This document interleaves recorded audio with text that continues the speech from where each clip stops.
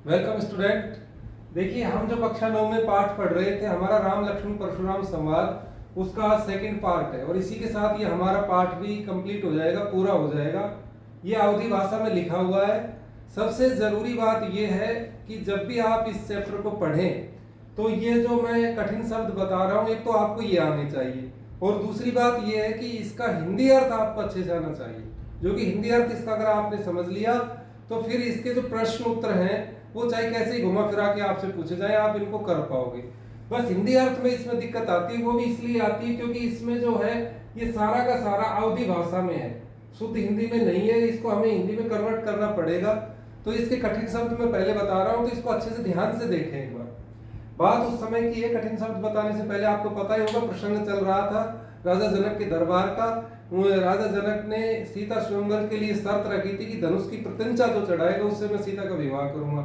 इसी क्रम में धनुष भंग हो जाता है और राम लक्ष्मण परशुराम इनके मध्य जो बातें चलती है और जो दरबार का जो दृश्य होता है, वहां का वातावरण कैसा बन जाता है, उसी को इसमें दिखाया गया है। देखिए, सबसे पहले मैं इसके कठिन शब्द देख देता हूं और इसको एक बार पढ़ देता हूं।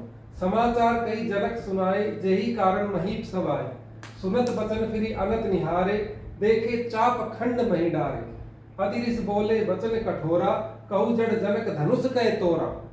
बेग दिखाओ मूड ने ताजू, उल्टई मही जय लहितव राजू। अति डरु उत्तर देत नर नाही, कुटिल भूप हर से मन माही। सुर मुनि नाग नगर नर नारी, सोचई सकल त्रास उर भारी। मन पछतात सिए मैं तारी, विधि अब संवरी बात बिगाड़ी। रघुपति कर स्वभाव सुन सीता, अर्घ निवेश कल्प संबीता। तो इसके सबसे पहले कठिन अर्थ देखें, कठिन शब्दों के अर्थ। जनक तो जनक के लिए ही आया है और महीप, महीप कहते हैं राजा को, जो राजा होते हैं उनको महीप कहा जाता है। अनत, अन्यत्र, दूसरी जगह। निहारे, निहारे का अर्थ होता है देखे। चाप खंड, चाप खंड का अर्थ होता है धनुष के टुकड़े। मही, मही का अर्थ होता है धरती। इसके बाद अति रिस, बहुत अधिक क्रोध में। रिस अवधी भाषा का शब्द, इसका अर्थ होता है क्रोध। इसके बाद आगे मही वही धरती के लिए आया है। मूड, मूड का अर्थ यहाँ पे मूर्ख से लेंगे। इसके आगे सकल त्रास, सभी भयभीत। महतारी, मां के लिए। और भृगुपति मुनि परशुराम के लिए। और इसके आगे जो कलप, कलप का अर्थ होता है एक लंबा समय, युगावधि का समय। तो इसके आगे मैं आप करता हूं इसका हिंदी अर्थ, तो ध्यान से देखें। समाचार कई जनक सुनाए। तब राजा जनक सारे समाचार मुनि परशुराम को बताते हैं। यही कारण महीप सब आए, कि किस वजह से ये जो राजा है यहाँ पर इकट्ठे हो रहे हैं। ये सारा वृतांत जो है राजा जनक मुनि परशुराम को बताते हैं। सुनत वचन फिरी अनत निहारे। और जैसे ही राजा जनक के वचनों को सुना तो मुनि परशुराम इधर उधर देखने लगे। देखे चाप खंड नहीं डारे, और उनकी नजर धरती पर टूटे हुए धनुष के टुकड़ों पर गई कि धनुष के जो टुकड़े हैं वो धरती पर टूटे हुए पड़े हैं।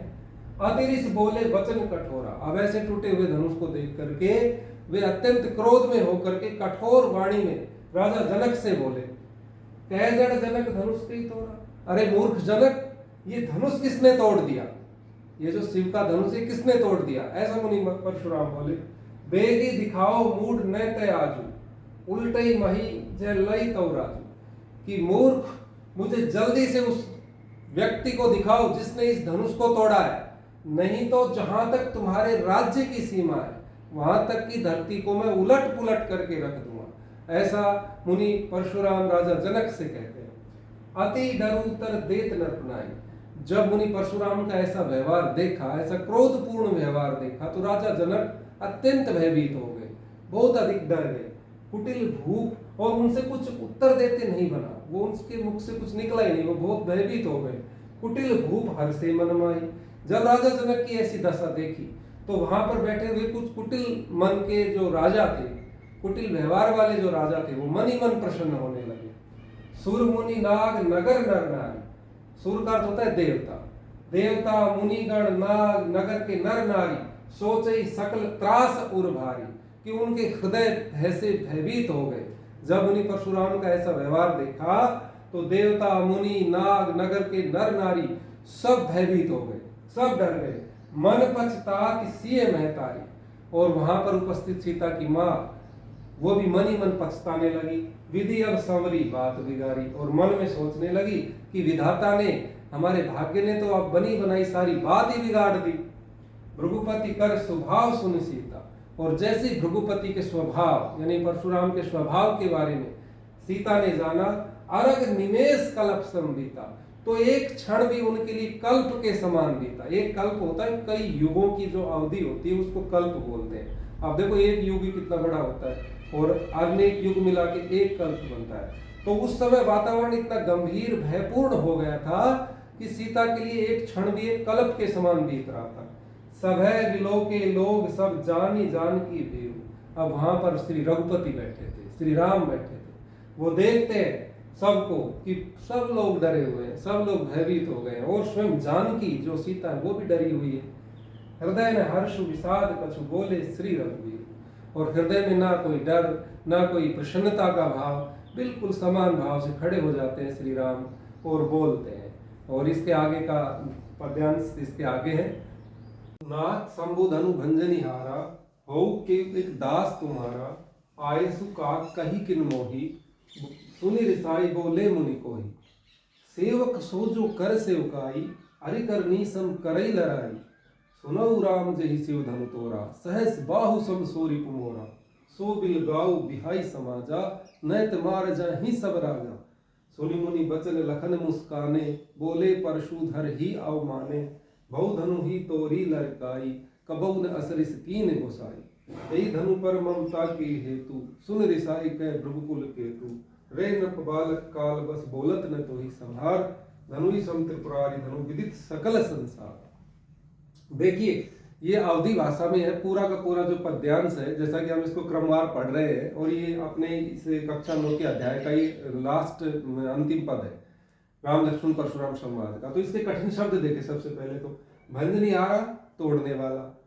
केयू माने कोई, दास का अर्थ होता है सेवक, मोही का अर्थ मुझे, रिसाई का अर्थ होता है क्रोधित होकर के, और कोही का अर्थ होता है क्रोधी स्वभाव का। सेवकाई सेवा करना, अरि करनी शत्रुता करना, लड़ाई लड़ाई का अर्थ होता है लड़ाई, और बिलगाऊ बिलगाऊ का अर्थ होता है अलग हो जाना। लरिकाई लरिकाई का अर्थ होता है लड़कपन में, बचपन में। भृगुकुल केतु आया है मुनि परशुराम के लिए, भृगुवंश की ध्वजा के समान। और अवमाने का अर्थ होता है अवमानना करना। अब इसको करते हैं। नाथ शंभु धनु भंजनी हारा। जब श्री राम ने देखा कि वातावरण बहुत ज्यादा गंभीर हो गया है, तो वो खड़े होते हैं राजसभा में, और बहुत ही विनम्रता के साथ, बहुत ही पूरी विनम्रता के साथ कहते हैं कि हे मुनिश्रेष्ठ, हे नाथ, शिव के धनुष को तोड़ने वाला, हो क्यों एक दास तुम्हारा, कोई तुम्हारा एक सेवक ही होगा। होई क्यों, कोई होगा, एक दास तुम्हारा, तुम्हारा एक दास ही, अर्थात शिव के धनुष को तोड़ने वाला तो तुम्हारा कोई सेवक ही होगा। आए सु का कही किन मोही, कि मेरे लिए क्या आज्ञा है, मेरे लिए क्या आदेश है, मुझे कहो। सुन रिसाई बोले मुनि को ही। और ऐसा सुन करके क्रोधी स्वभाव के मुनि परशुराम क्रोध में बोले। क्या बोले? सेवक सोजो करे सेवकाई, कि सेवक तो वह होता है जो सेवा का कार्य करता है। हरि करनी संकरी लड़ाई, लेकिन जो शत्रुता का कार्य करता है वह कभी सेवक नहीं होता है, वह तो दुश्मन होता है, शत्रु होता है। सुनऊ राम जही शिव धनु तोड़ा, इसलिए हे राम सुनो, जिसने भी शिव के धनुष को तोड़ा है, सहस बाहु समसोरी पुमोरा, तो वह सहस्त्र बाहु की तरह मेरा शत्रु है। सो बिलगाऊ बिहाई समाजा, इसलिए वह चुपचाप इस राजसभा से दूर उठ करके खड़ा हो जाए। नैत मारे जय ही सब राजा, नहीं तो यहाँ पर बैठे सभी राजा मारे जाएंगे। इस प्रकार से अपना भयंकर प्रचंड रूप दिखाते मुनि परशुराम, और भगवान राम सहज रूप से उन्हें सुनते रहते हैं। सुनी मुनि बचन लखन मुस्काने, जब मुनि परशुराम के ऐसे वचनों को लक्ष्मण सुनते हैं तो वो मुस्कुराने लगते हैं। वहां पे लक्ष्मण भी बैठे हुए थे, जब देखा कि मुनि परशुराम ऐसी बड़ी बड़ी बातें कर रहे हैं तो वहां पे बैठे हुए लक्ष्मण मुस्कुराने लगते हैं। बोले परशुधर ही अवमाने, और उनके फरसे को अनदेखा करते हुए बोलने लगे। क्या बोले? लक्ष्मण बोलते हैं बहु धनु ही तोरी लड़काई, कि हे मुनि श्रेष्ठ, हमने तो बचपन में बहुत से धनुष तोड़ दिए थे। कबहु असरी कीन गोसाई, तब हे गोसाई, हे मुनि श्रेष्ठ, तब तो हम पर इतना क्रोध किसी ने नहीं किया। यही धनु पर ममता के हेतु, इस धनुष में ऐसा क्या है जो इतने प्रेम दिखा रहे हो, इतनी ममता दिखा रहे हो इसके प्रति। सुने रिसाई के भृगुकुल केतु। ऐसा सुन करके क्रोधित होकर के भृगुवंश की ध्वजा के समान मुनि परशुराम क्रोध में बोले, क्या बोले? रे नृप बालक काल बस बोलत ने तो ही सवार। अरे राजपुत्र, मृत्यु के वश में होने के कारण तुम्हें बोलने की शुद्ध बुद्ध नहीं है, क्योंकि तुम्हारी बुद्धि मलिन हो गई है, तुम मृत्यु के वश में हो गए, इसलिए तुम्हारी बुद्धि भ्रष्ट हो गई है, तुम्हें यही नहीं पता कि बोलना क्या है। धनु सम त्रिपुरारी धनु विदित सकल संसार, जिसे तुम एक साधारण धनुष समझ रहे हो, वह कोई साधारण धनुष नहीं है, वह तो समस्त संसार में, सारे संसार में शिव धनुष के नाम से जाना जाता है। और इस प्रकार से इसका जो है पूरा का पूरा हिंदी अर्थ हो जाता है। आप इसके हिंदी अर्थ को वीडियो को बार बार देखें, जब आपको इसका हिंदी अर्थ आ जाएगा फिर इसके प्रश्न उत्तर करने में आपको कोई परेशानी नहीं होगी। वीडियो को लाइक करें और चैनल को सब्सक्राइब करें।